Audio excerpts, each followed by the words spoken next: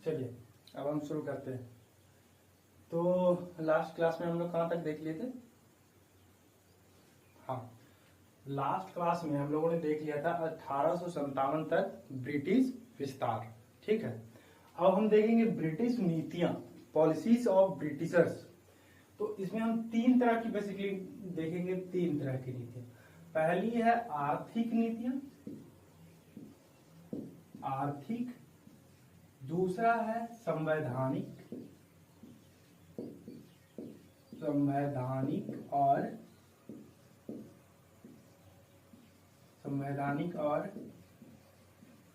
प्रशासनिक। और तीसरा क्या है? तो ये सामाजिक।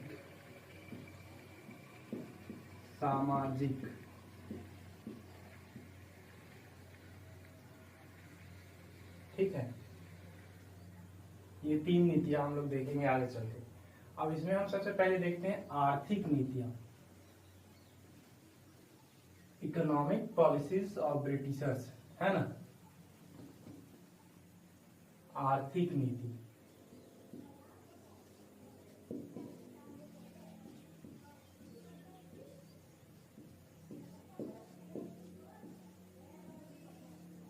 है।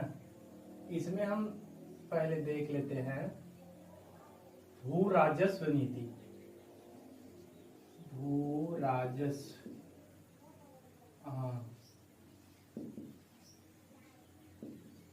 भू राजस्व नीति क्या है? भू राजस्व नीति, land revenue policy, land revenue policies, policies of Britishers कर लेते हैं, ब्रिटिशर्स। ठीक है, अच्छा अब इसमें हम लोग इसको चार तरह से देखेंगे। पहला क्या है? पहला हम देखेंगे उनका प्रारंभिक अनुभव, प्रारंभिक अनुभव।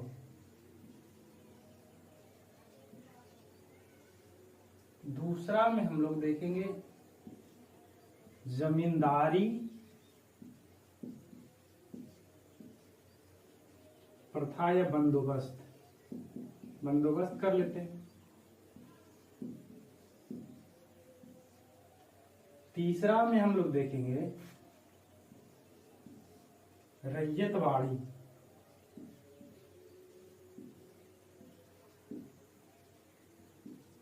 रैयतवाड़ी बंदोबस्त, रैयतवाड़ी बंदोबस्त। और चौथा हमारा क्या रहेगा? महालवाड़ी,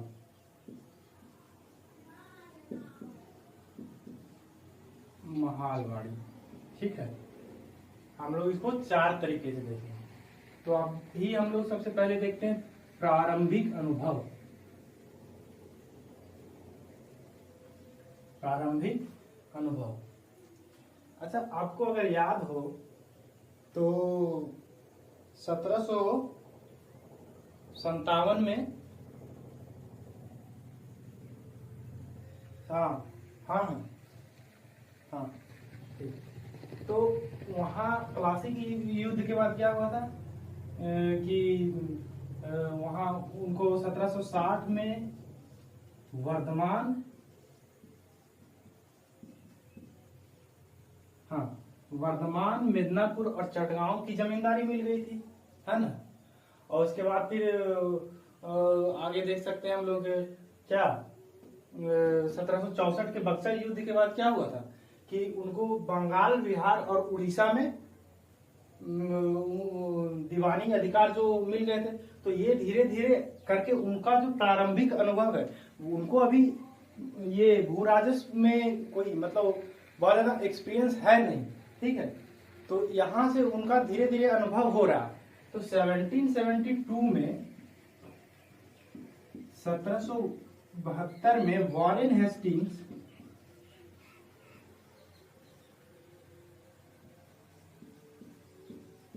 हेस्टिंग्स क्या करेगा, पंचसल्ला का शुरुआत करता है। पंचसल्ला 5 साल तक। ये पंचसल्ला क्या था? पंचसल्ला क्या था? तो भू राजस्व की वसूली का अधिकार जो होता था वो 5 साल के लिए नीलाम कर दिया जाता था। शुरू में यही किया गया था वॉरेन हेस्टिंग्स के समय में। तो 5 साल के लिए, शुरू में 5 साल के लिए किया गया था। उसके बाद 1772 में इसको क्या किया गया, 1 साल के लिए घटाकर 1 साल के लिए, कि अब जो नीलामी होगी वो उसकी कह सकते हैं वैलिडिटी 1 साल तक की रहेगी। अब यही धीरे धीरे आगे में 1790 में बढ़कर क्या हो गया, 10 साल के लिए कर दिया गया। 10 साल के लिए नीलामी अधिकार जो है वो ये कर दिया कि अब जो भी नीलामी में जो ज्यादा नीलामी लगाएगा भू राजस्व उसको वसूलने का अधिकार 10 साल तक होगा। तो ये प्रारंभिक अनुभव है, अभी वो धीरे धीरे सीख रहे हैं, अभी बहुत ज्यादा एक्सपीरियंस है नहीं उनको, ठीक है। तो अब हम इसमें देख लेते हैं जमींदारी। क्या देखेंगे, जमींदारी बंदोबस्त।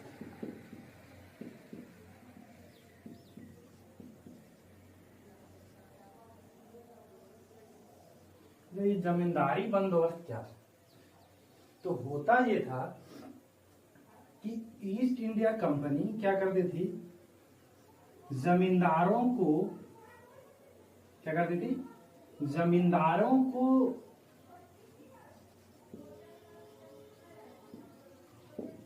जमीन का,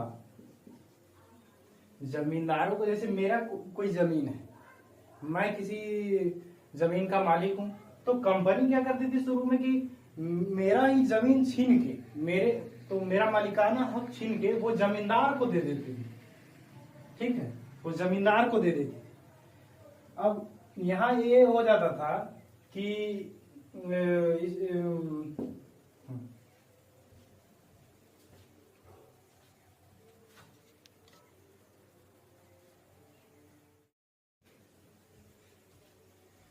हाँ, तो यहाँ किसानों की जो जमीन है उसका मालिकाना हक जमींदारों को दे दिया जाता था, है ना। अब ये कहती थी कि भाई साहब आप जितना भी कर वसूलना है, जितना भी रेंट लेना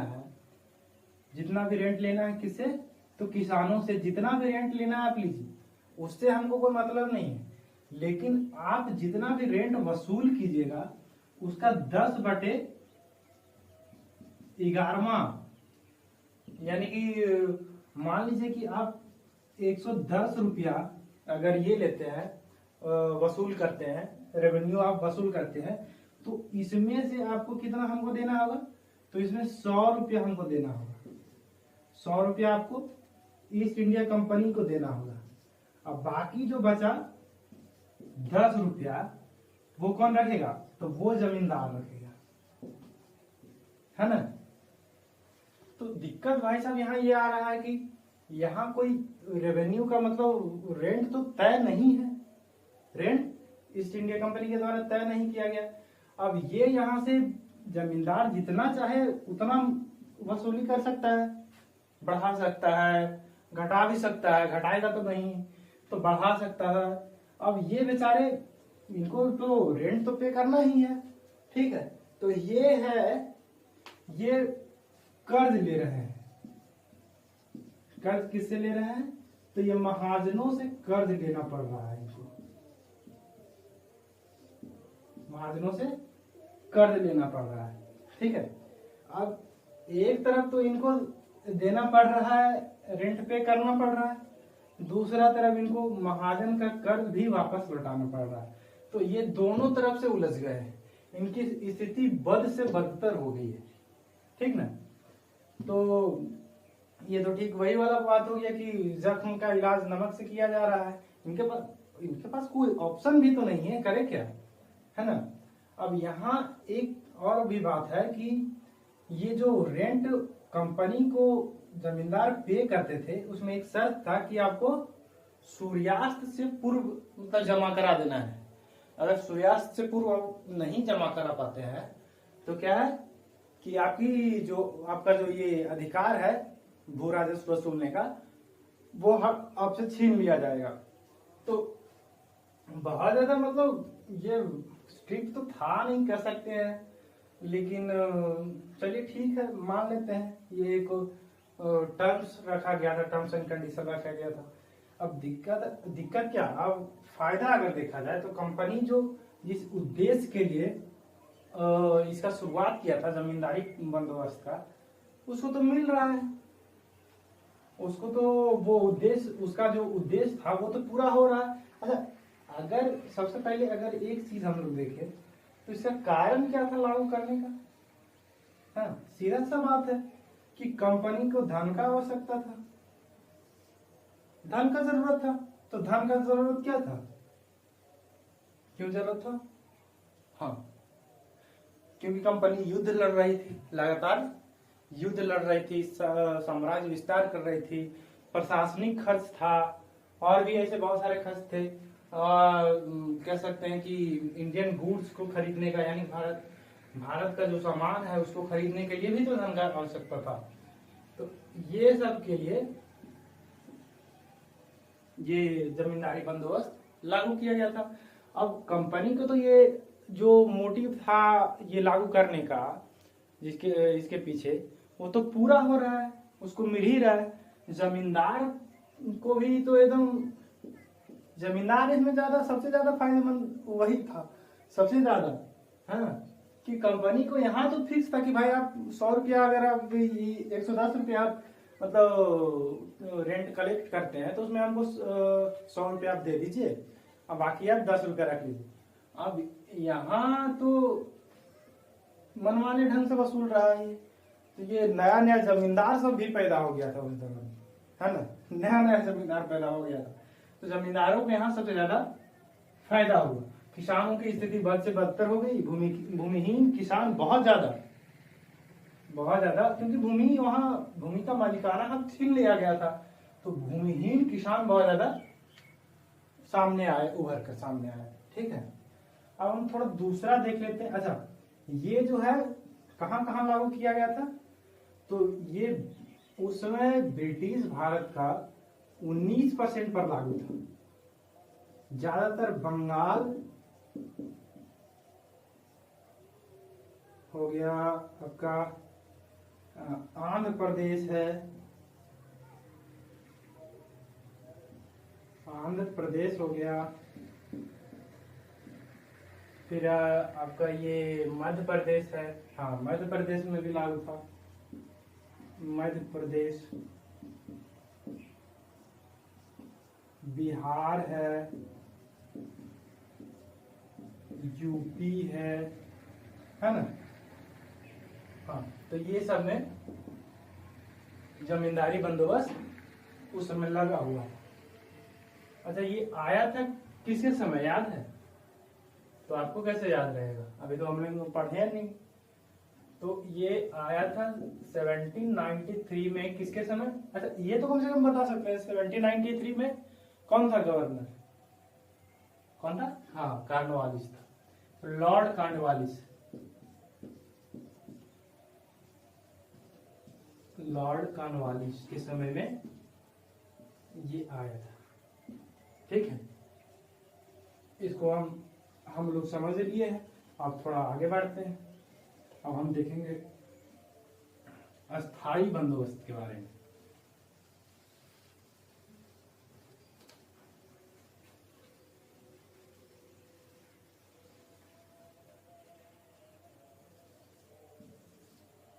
क्या है?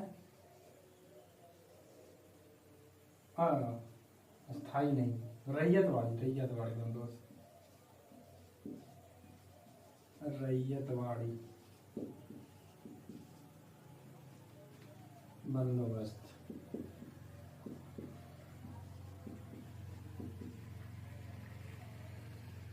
ये लगभग लागू किया गया था 1820 में, टॉमस मुनरो।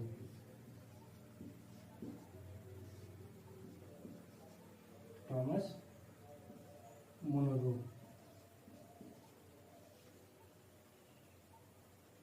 इसमें एक सहायक के तौर पर कौन था, तो कह सकते हैं ये कैप्टन रीड। कैप्टन रीड, इन दोनों ने मिलकर हैं रैयतवाड़ी बंदोबस्त की शुरुआत की थी। अब रैयतवाड़ी बंदोबस्त क्या है? हाँ, तो रैयतवाड़ी बंदोबस्त में क्या था कि जैसे पहला क्या था, हाँ उसमें पहले वाले में क्या था कि जमीन का मालिकाना हक रैयतों से छीनकर जमींदारों को दे दिया जाता था। अब यहाँ वो चीज नहीं, अब यहाँ क्या है कि जो जमीन जिसका है वही उसका मालिक रहेगा, यानी कि रैयत का जो मालिकाना हक है उसका बना रहा मालिकाना हक। ठीक है, अब यहाँ कोई बीच में, जैसे यहाँ ईस्ट इंडिया कंपनी है, बीच में कौन हुआ करता था? जमींदार हुआ करता था, उसके बाद यहाँ किसान। तो अब ऐसा नहीं है, अब किसान है, यही अपने जमीन का मालिक है, अब यही इसको डायरेक्ट टैक्स देगा, जो भी रेंट निर्धारित किया जाएगा वो डायरेक्ट अपना वो किसान इसको पे करेगा। अच्छा, अब जो रेंट है वो कैसे मतलब निर्धारित किया गया है, तो इसमें कुछ सुधार किया गया था।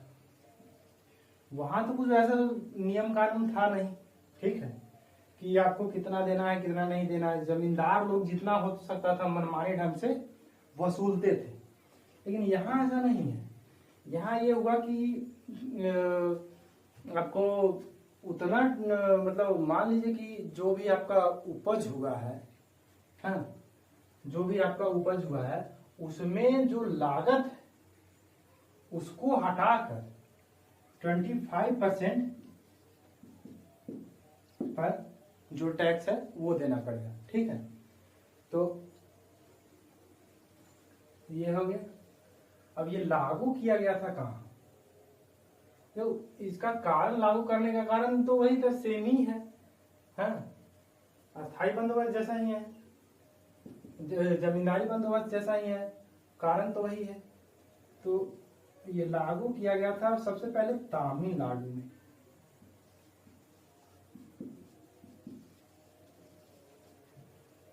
हाँ, सबसे पहले तमिलनाडु में, और बरार है, बरार पूर्वी पंजाब,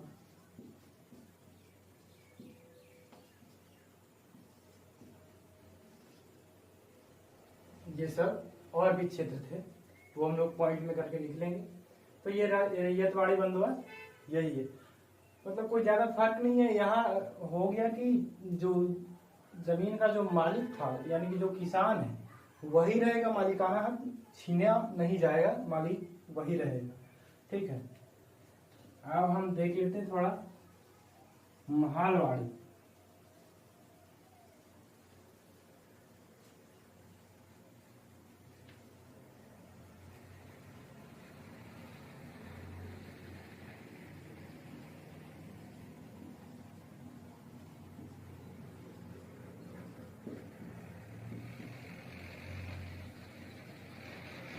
महालवाड़ी प्रथा या व्यवस्था, बंदोबस्त, बंदोबस्त।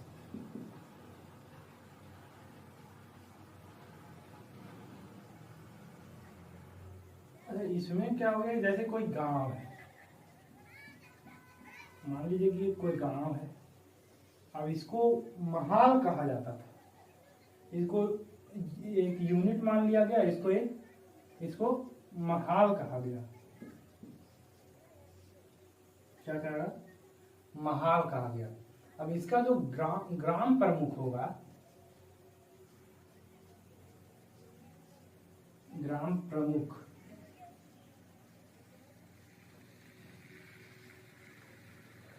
अब ये जो ग्राम प्रमुख होगा, इस किसान का जो गांव इस गांव का जो किसान लोग होगा, रैयत लोग होगा, उनसे ये टैक्स वसूल करेगा, रेंट वसूल करेगा। अब अधिकार इसमें महालवाड़ी व्यवस्था में अधिकार, भू राजस्व वसूली का अधिकार ग्राम प्रमुख को दे दिया गया था। ठीक है। अब ये मतलब जो रेंट नहीं पे कर सकता है जो किसान, तो वो उस स्थिति में इसको ये अधिकार भी था कि वो उसको जमीन से बेदखल कर देता था। तो यहाँ क्या आ गया? ग्राम प्रमुख को भू राजस्व वसूलने का अधिकार दिया गया। ये भी वही 1820-25 ऐसे करके है, कह सकते हैं 1828 मान लेते हैं, क्योंकि ये बहुत ज्यादा अपने इसका जो पीक समय था 1828, और लॉर्ड विलियम बैंटिंग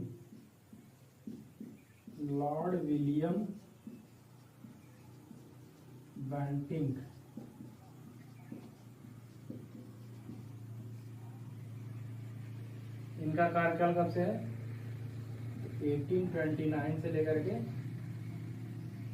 क्या है, हाँ 35 तक। तो इन्होंने इसको महालवाड़ी व्यवस्था को बहुत ज्यादा प्रचलित किया था इसी काल में, अपने काल में। ठीक है। और ये लागू कहाँ था?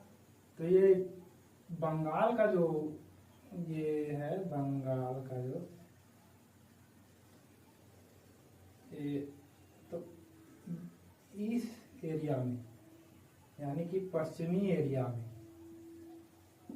बंगाल का इस एरिया में बहुत ज्यादा ये उसी एरिया में कह सकते हैं बेसिकली ये लागू था, ये प्रथा लागू था। ठीक है। तो अब हम धीरे धीरे पॉइंट के रूप में इसको लिख लेते हैं, ये सबको।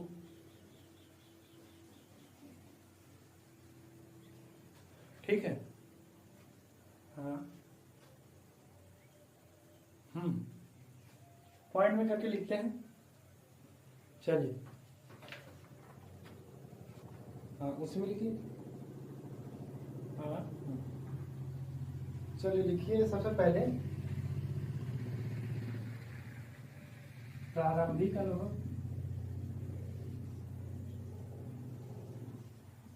प्रारंभिक अनुभव।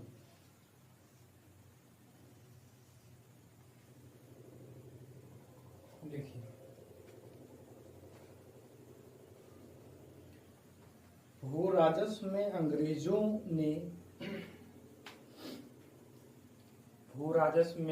ने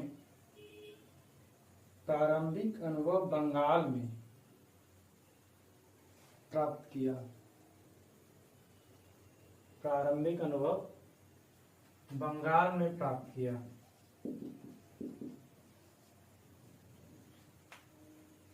ठीक है। 1757 में 24 परगना की जमींदारी तथा 1760 में वर्धमान, मिदनापुर एवं चटगांव की जमींदारी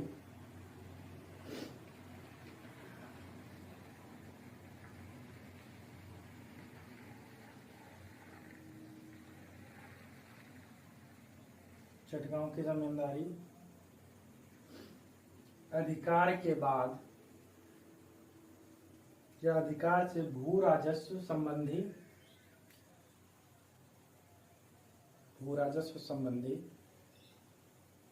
अनुभव प्राप्त हुए।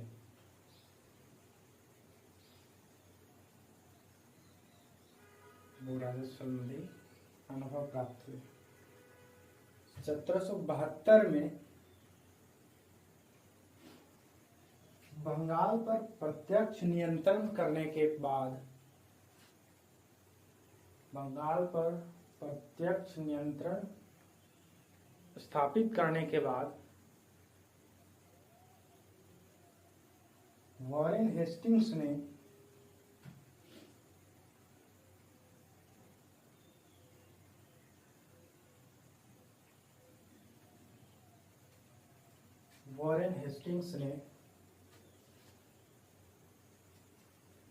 प्रायोगिक तौर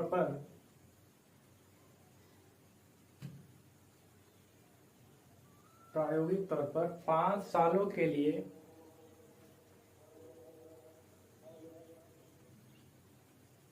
भू राजस्व वसूली का अधिकार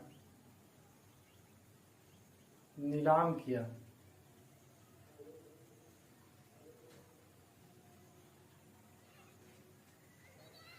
जिसको पंचसल्ला कहा गया।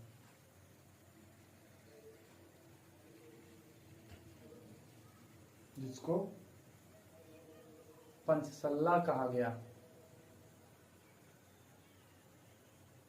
1777 में 1777 से प्रति वर्ष भू राजस्व वसूली का अधिकार नीलाम किया जाने लगा। हाँ, अगला पॉइंट लिखिएगा इसमें। 1777 से प्रति वर्ष भू राजस्व वसूली का अधिकार नीलाम किया जाने लगा। 1790 में 10 सालों के लिए 1790 में 10 सालों के लिए भू राजस्व वसूली के अधिकार नीलाम किए गए।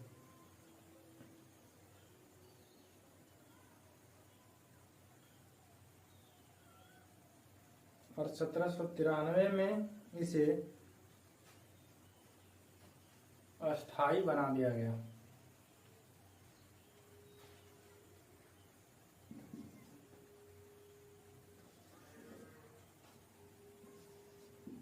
अगला लिखिए, टॉपिक देखिए, जमींदारी बंदोबस्त।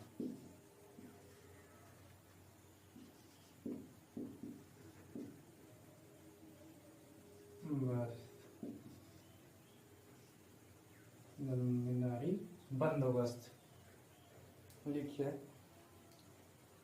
ब्रिटिश भारत के 19% पर लागू।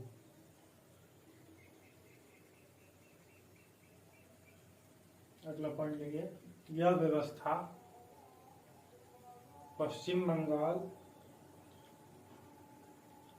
बिहार, उड़ीसा, मध्य प्रदेश, आंध्र प्रदेश और यूपी में लागू था।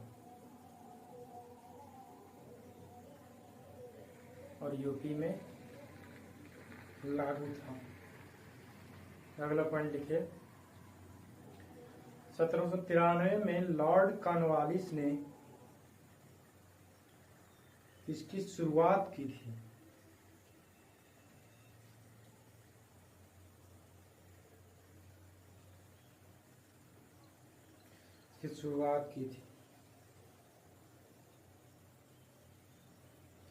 में लिखिए विशेषता करके, विशेषता लिखिए। जमींदारी बंदोबस्त से संबंधित क्षेत्रों में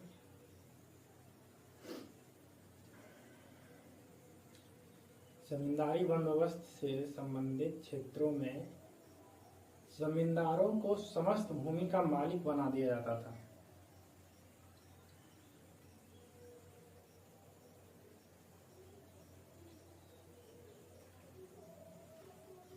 मालिकाना हक को, आगे लिखिए,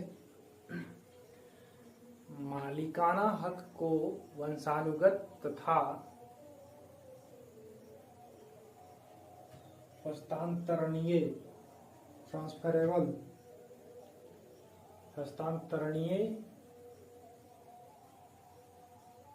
भी बनाया गया था।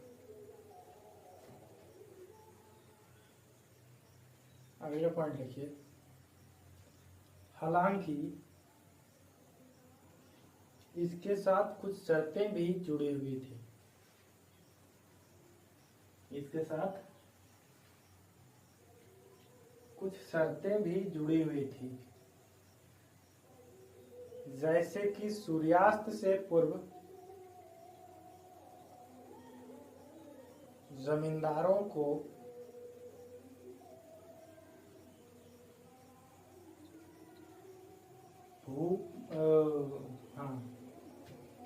भू राजस्व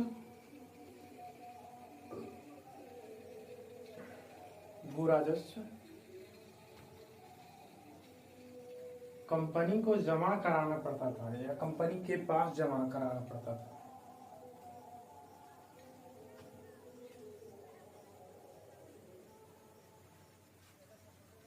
सूर्यास्त से पूर्व, आगे लिखिए, सूर्यास्त से पूर्व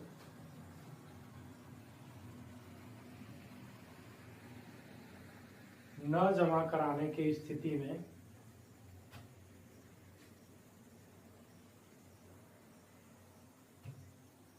जमींदारी छीन ली जाती थी।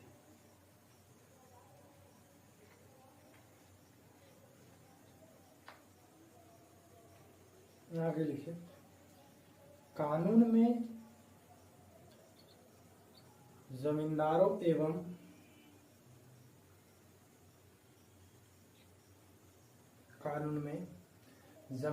एवं किसानों के मध्य समझौते का भी प्रावधान था, लेकिन व्यवहार में इसे लागू नहीं किया गया।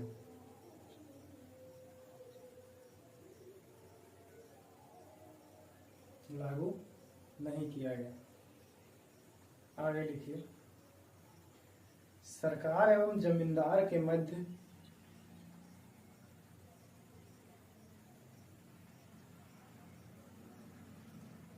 यह समझौता हुआ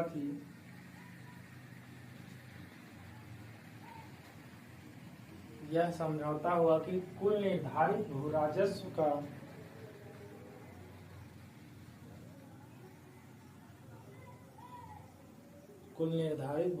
का 10/11वां हिस्सा सरकार के पास जमा कराना होगा।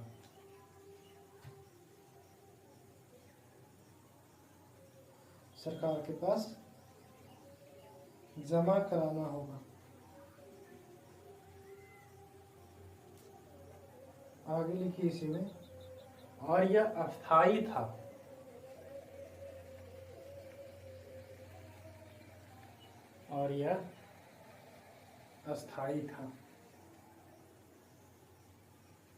एक और पॉइंट लिख लीजिए इसी में। प्राकृतिक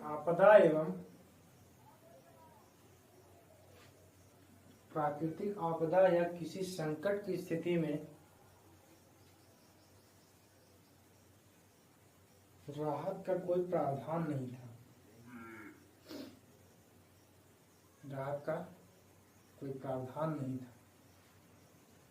अब हम कारण देख लेते हैं। तो कारण में सबसे पहले हम आर्थिक कारण देखते हैं। देखिए,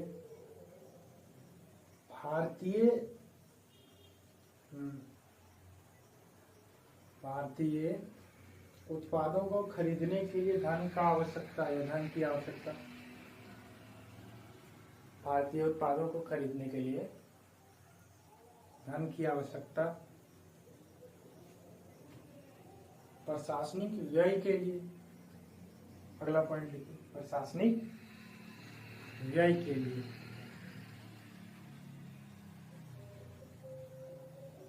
साम्राज्य विस्तार एवं युद्ध के लिए।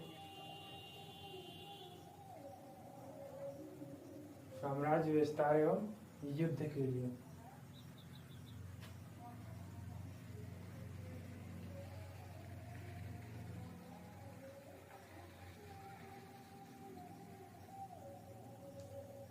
अब थोड़ा देख लेते हैं राजनीतिक कारण, इसमें भी एक दो पॉइंट लिख लेते हैं।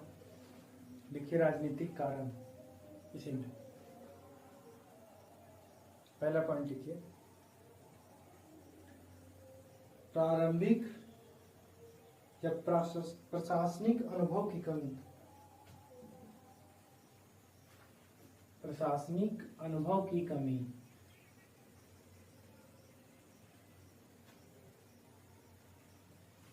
दूसरा पॉइंट लिखिए, प्रशासनिक खर्चों को नियंत्रित रखना।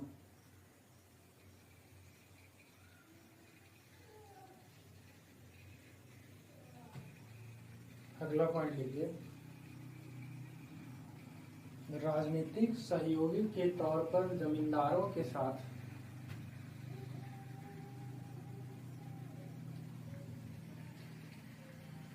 राजनीतिक सहयोगी के तौर पर जमींदारों के साथ मित्रवत संबंध की स्थापना।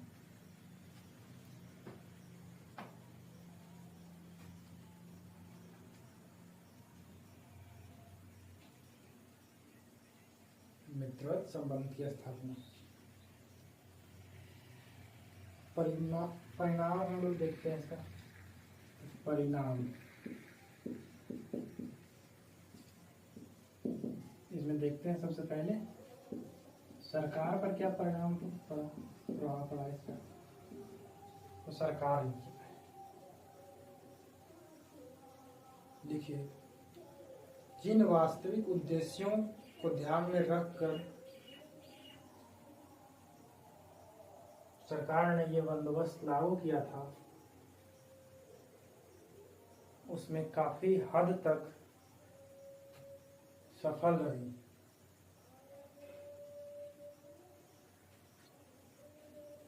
काफी हद तक सफल रही। दूसरा पॉइंट लिखिए, चूंकि भू राजस्व दर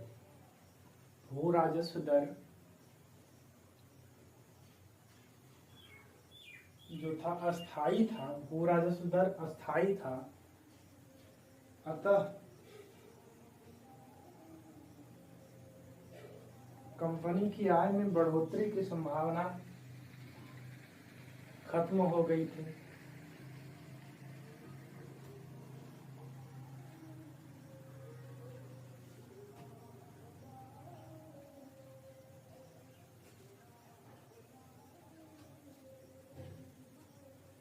तीसरा लिखिए, किसानों के मन में सरकार के प्रति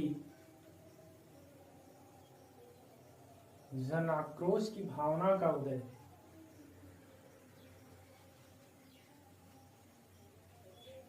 जन आक्रोश की भावना का उदय।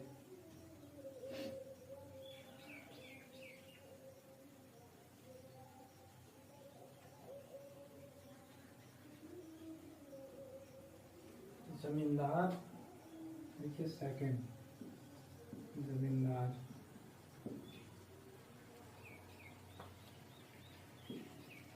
इसमें भी एक पॉइंट लिख लीजिए, जमींदारों को इस व्यवस्था से सर्वाधिक लाभ प्राप्त हुआ।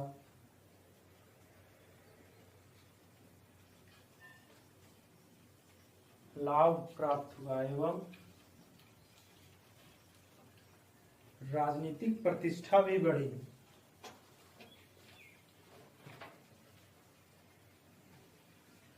राजनीतिक प्रतिष्ठा भी बढ़ी।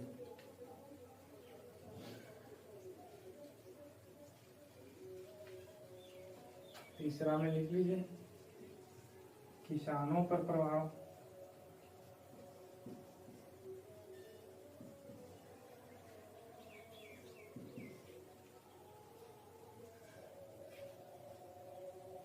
लिखिए, जमींदारी बंदोबस्त किसानों के लिए अत्यंत ही दुखदाई साबित हुआ। भूमि पर, आगे लिखे, भूमि पर मालिकाना हक छिन जाने से उनकी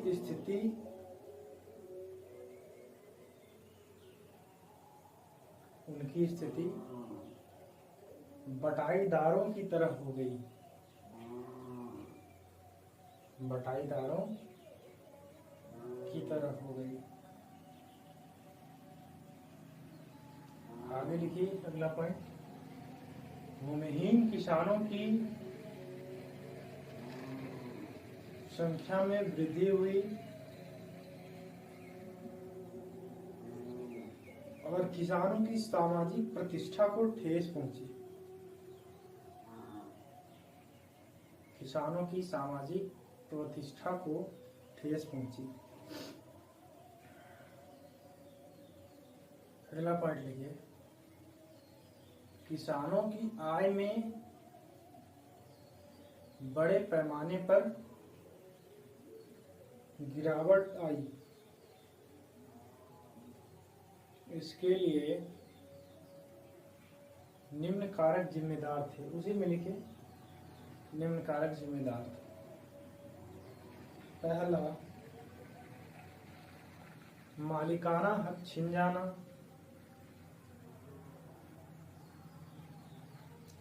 जमींदारों की दया पर किसानों को छोड़ना,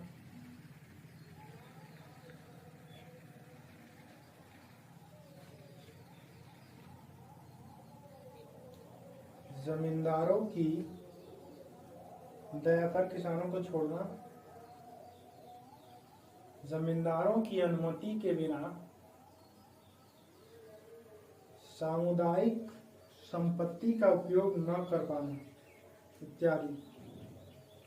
जमींदारों की अनुमति के बिना सामुदायिक संपत्ति का उपयोग न कर पाना।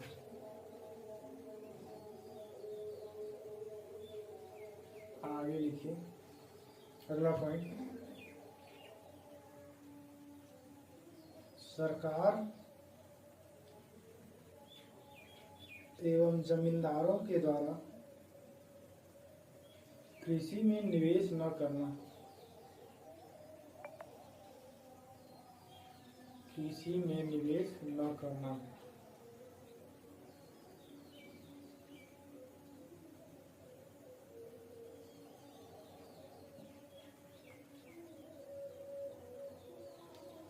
अगला पॉइंट लिखिए, केवल किसानों को केवल किसानों की आय में ही गिरावट नहीं आई। केवल किसानों की आय में ही गिरावट नहीं आई, बल्कि उन्हें ऋणों के दुष्चक्र में फंसना पड़ा।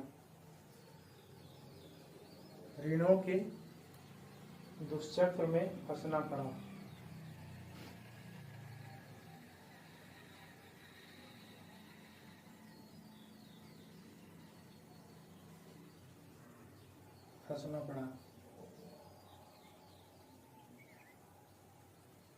महाजनों की चालाकी,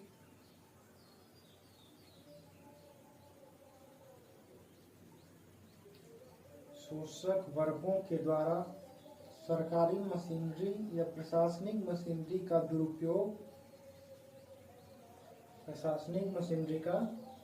दुरुपयोग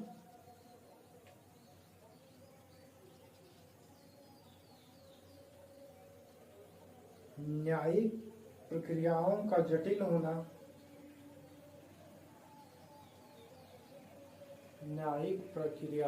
जटिल होना, जैसे कारकों ने किसानों की स्थिति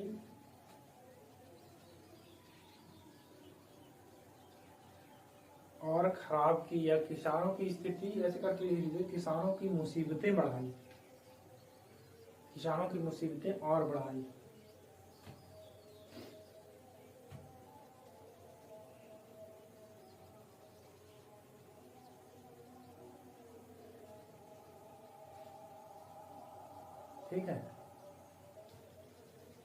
अब हम